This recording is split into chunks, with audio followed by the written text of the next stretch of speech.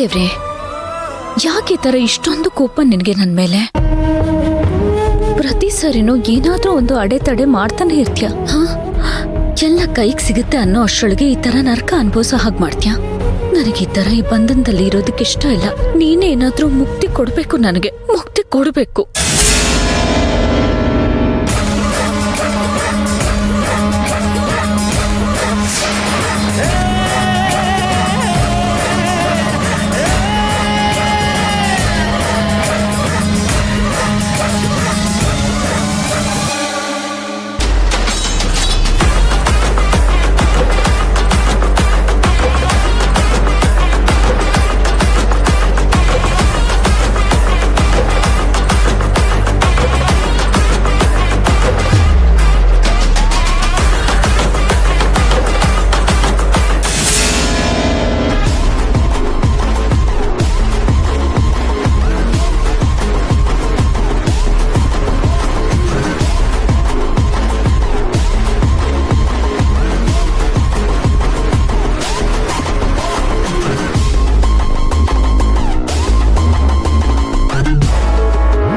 ನೋಡು, ನೀನು ಹುಷಾರಾಗಿ ನೋಡ್ಕೋಬೇಕಾಗಿರೋದು ಇವಳನ್ನೇ.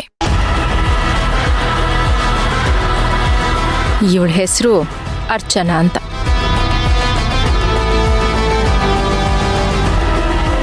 ಅರ್ಚನಾ, ಇನ್ ಮುಂದೆ ನೀನು ಪೂರ್ತಿಯಾಗಿ ಹುಷಾರಾಗೋವರೆಗೂ ಈ ನರ್ಸೆ ನೀನು ನೋಡ್ಕೊಳ್ಳೋದು. ಇವಳ ಹೆಸರು ಮಂತ್ರ ಅಂತ.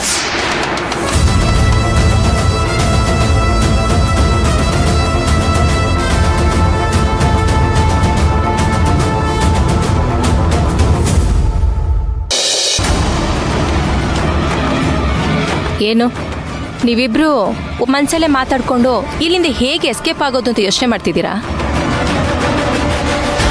ಹೇಯ್, ಅಂತ ಕೆಲಸ ಏನಾದರೂ ಮಾಡಿದ್ರೆ ಹೇಯ್, ನಿನ್ನ ಇಡೀ ಫ್ಯಾಮ್ಲಿ ನನ್ನ ಕೈಯಲ್ಲಿದೆ.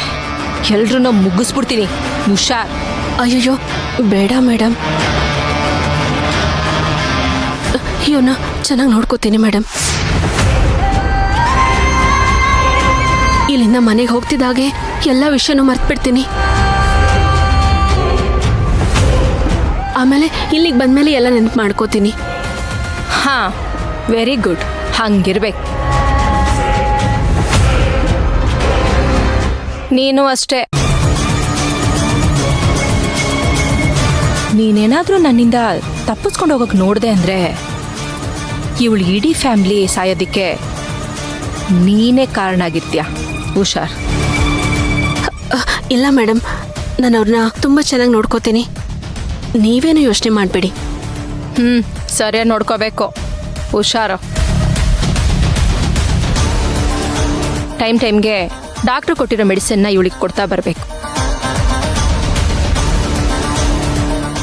ನೋಡು, ನೀನು ಅಷ್ಟೇ ಈ ನರ್ಸ್ ಮಾತನ್ನ ಕೇಳಬೇಕು. ಒಂದು ಇಂಪಾರ್ಟೆಂಟ್ ವಿಷಯ ನೆನ್ಪಿಟ್ಕೋ. ಇವಳನ್ನ ಕಳಿಸಿರೋದು ಶಾಂತಿನೇ.